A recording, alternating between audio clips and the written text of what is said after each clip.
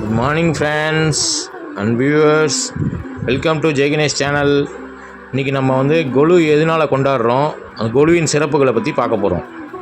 கொலு நம்ம எதனால் கொண்டாடுறோம்னா, தீய சக்திகளை அழித்து நல்ல சக்திகளை வீட்டில் வரவேற்பதற்காக துர்கா தேவி வேண்டி நம்ம கொலு வைக்கிறோம். எல்லார் வீட்லேயும் யார் யாருக்கெல்லாம் கொலு வைக்கிற வழக்கம் இருக்கோ அவங்க வீட்டில் இந்த கொலு வைக்கிறாங்க. வழக்கம் இல்லாதவங்க வீட்டில் இது வைக்கிறது கிடையாது. யூஸ்வலாக கொலு ஆட் நம்பர்ஸில் தான் வைப்போம். 3 படி, 5 படி, 7 படி, 9 படி அந்த மாதிரி தான்.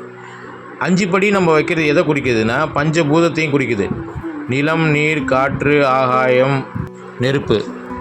கர்நாடக மாநிலம் மைசூரில் தசராவை சிறப்பாக கொண்டாடுறாங்க.